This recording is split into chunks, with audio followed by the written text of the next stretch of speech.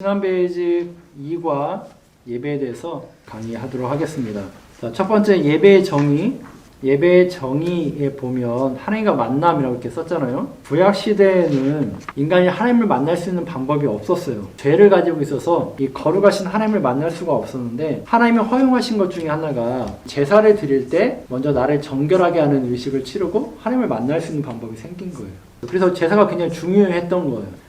그 구약시대 제사가 이제 예배로 변화되었습니다. 이 예배에는 하나님과의 만남, 이 의미가 있습니다. 자, 두 번째는 하나님을 높이는 거예요. 예배의 주인공은 하나님이시고 하나님을 높이는 거기 때문에 제가 여러분한테 교육을 할 때 예배 시간에는 어떤 사람을 대상으로 박수를 치지 않도록 제가 교육하고 있잖아요. 설교자를 위해서 박수를 친다거나 어떤 찬양을 잘하는 사람에 대해서 박수를 친다거나 그러지 않잖아요. 그건 하나님을 높인다는 의미가 있기 때문입니다. 자, 세 번째는 제가 하나님을 기뻐함 이런 걸 썼어요. 다른 말 한다면 사랑함이라고 할 수 있습니다. 우리가 예배를 드리는 이유는 하나님을 좋아하고 하나님을 사랑하기 때문이에요. 많은 사람들이 앉아있지만 내가 하나님에 대해 별로 관심 없고 하나님의 사랑을 모르는 사람들은 예배가 지겨울 수밖에 없어요. 여러분들이 연애를 하는데 옆에 있는 사람하고 만났는데 맨날 화를 내고 귀찮은 듯하고 그러면 어때요? 이 사람 나를 사랑하지 않는구나 생각할 거 아니에요? 그럼 그 만남은 지속될 수 없습니다. 하나님과의 만남도 하나님을 사랑하지 않는 모습을 보이면 하나님도 어떠시겠어요? 이 만남이 굉장히 지속하기 어렵다는 거죠. 그래서 예배에는 하나님을 기뻐한다, 하나님을 사랑한다는 의미가 있습니다.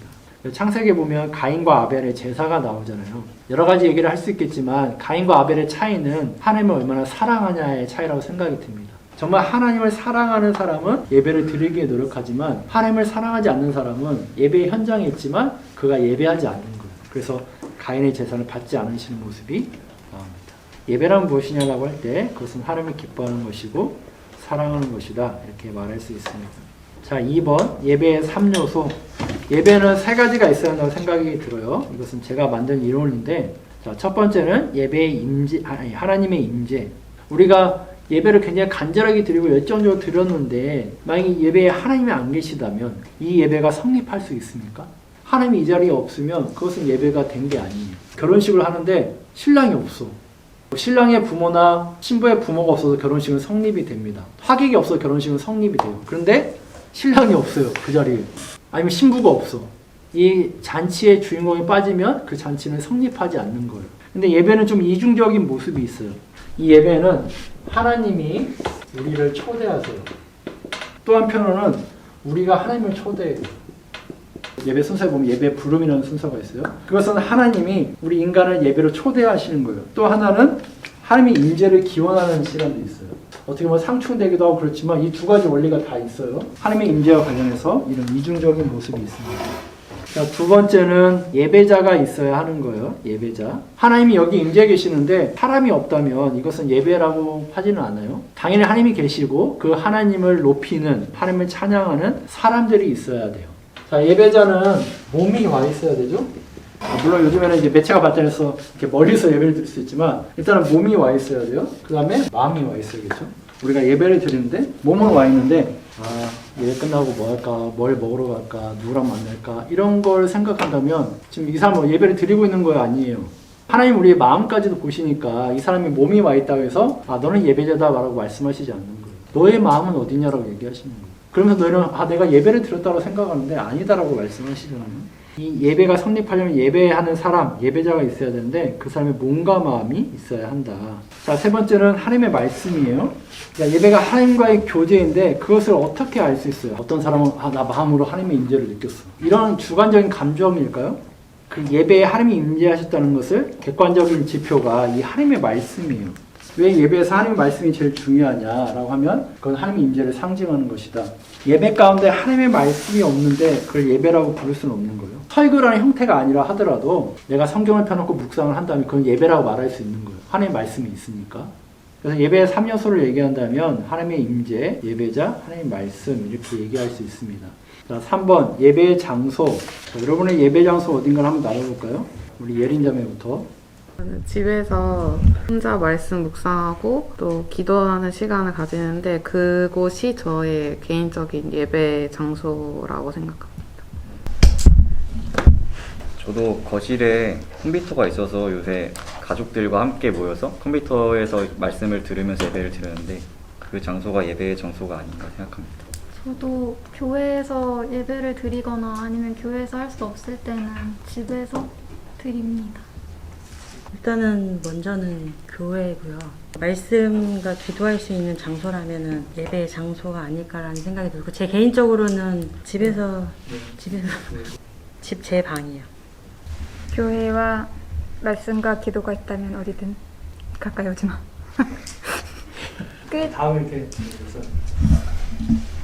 저도 거실에 컴퓨터가 있어서 영상 예배도 드리고 큐티도 하고 그럽니다. 또 우리 예배 장소를 보게 되면 이게 개인적인 공간이 있고 공동체적인 공간이 있어요. 우리가 예배를 개인적으로 드릴 수도 있지만 특히 우리는 공동체로 드려야 한다고 생각을 하고 있는 거예요. 많은 청년들과 함께 성도들과 함께 예배를 드리는 이유는 예배는 공동체로 드려야 한다는 개념이 있기 때문이에요. 그래서 예배 장소 가운데는 개인적인 공간도 있지만 이 공동체적인 공간도 있어요. 그런 개념이 있다는 거. 자, 4번 예배의 시간, 주일 성수. 예전에는 이 주일이라는 시간을 지켜야 한다 이렇게 생각을 했는데 그러면 언제부터 일요일을 하나님을 예배했을까요? 우리가 성경에 보면 토요일을 예배한다고 했었어요. 그날이 천지창조가 끝난 날이어서 이제 초대교회를 가면 부활하신 날을 기념해서 일요일을 예배하는 날을 지키기 시작했어요. 예수님이 부활하신 날을 기념하는 것을 끝나는 것이 아니라 부활을 소망하는 것이 담겨 있는 거예요. 자, 그 다음에 주일이 있으면 이제 예배 시간이 있잖아요. 예배 시간. 예배 시간은 사람마다 좀 다르긴 해요. 일단은 내가 출석하는 교회 예배 시간에 맞춰서 예배를 드리잖아요. 어떤 교회는 주일 오전에 한 번 드리는 교회도 있고 우리처럼 3번, 어떤 데는 4부, 5부 뭐 이런 예배도 있고 하는데 자, 여기 보면 여기도 개인적인 시간과 공동체적 시간이 있는 거예요. 우리가 공동체 예배를 드릴 때 그 공동체에서 정한 시간에 예배를 드리는 게 공동체적 시간이고 내 개인적 시간도 있는 거예요. 자, 5번 예배, 전통과 현대의 조화. 여기서 좀 얘기를 해볼게요. 예배도 사람들이 모이는 거기 때문에 사람들이 하는 거기 때문에 고정적이지는 않아요. 여기에는 전통과 현대가 같이 있습니다. 이게 조화를 이루어야 돼요. 예를 들면 어떤 사람은 그럴 수 있어요. 후대교회 예배와 같이 돌아가야 된다. 맞는 말일까요? 자, 또 어떤 사람은 현대가 더 중요하다. 지금 우리에 맞는 사이키 조명도 달아놓고 예배 드릴 때. 자, 전통이냐 현대냐. 우리가 예배에는 전통적인 요인이 있어요. 자, 예를 들면 사도신경. 우리가 그걸 지금도 같이 하고 있잖아요. 또 하나는 찬송가. 교육부서 들어가 보면 특히 어린 부서는 찬송가를 거의 안 부르더라고요. 중고등부 하더라도 예배 시간에 찬송가 부르는 시간이 점점 사라져가고 있어요. 전통적인 요인이 점점 사라져간다는 것이요. 자, 두 번째는 현대적인 요인이 있어요. 자, 제가 대표적으로 이제 집회식이라고 해볼게요. 자, 이 집회식에는 음악이 있고 설교가 있고 반응, 3종 체계로 되어 있는데 찬양, 기도회랄지 이런 집회식의 문화가 현대적으로 나온 거예요. 자, 그러면은 제가 그 밑에 예배와 집회라고 이렇게 하나 했잖아요. 어떤 차이가 있을까요? 예배의 주인공은 누구라 했죠? 네, 하나님. 그 다음에 집회의 주인공은 누구일까요? 집회의 타깃은 하나님은 아니에요? 초신자. 자, 그러면 목적은 뭘까요? 예배의 목적은 뭐예요? 하나님을 만나는 것이고 드리는 거잖아요. 나를 하나님께 드리는 거예요. 그러면 집회의 목적은 뭘까요? 우리가 이제 회심이라는 표현을 쓰죠. 이 사람이 하나님의 자녀가 되도록 하는 거.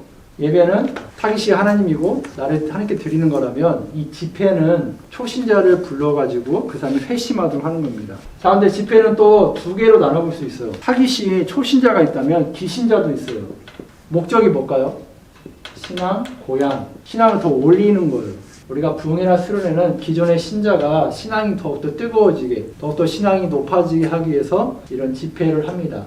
자, 예배는 이런 전통적인 요인과 현대적인 요인이 있는데 이것들이 조화를 이루어야 돼요. 이런 어떤 집회적인 부분이랄지 사도신경, 찬송가, 전통과 현대가 조화를 이루어야 돼요. 자, 이제 세 번째 온라인 예배.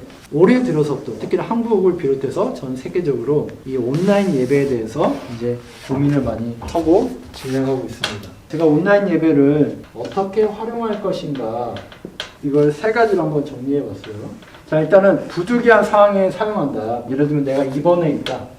내가 몸이 불편하다. 거동 불편. 또 지금처럼 전염병을 예방하기 위해서 교회에 모이지 않고 그렇기 때문에 온라인 예배를 드린다. 영상 예배를 드린다. 또 하나는 두 번째는 병행하는 거예요. 현장 예배와 온라인 예배를 병행하는 건데 이 온라인 예배 이때 어느 수준이냐 보조하는 거예요. 되도록이면 현장에 나와서 예배를 드리도록 권유를 하고 정 어쩔 수 없을 때 이제 보조적인 수단으로 그렇게 온라인 예배를 얘기하고 있습니다. 세 번째 모습은 개최가 가능할 수도 있다는 의견들이 나오지만 아직까지도 여기 보조 또 부득이한 상황에서만 이렇게만 아직까지는 얘기하고 있습니다. 이에 대해서는 더 연구가 필요하다. 자, 잠깐 쉬었다가 우리 예배 매뉴얼 교육을 하고 마치도록 할게요.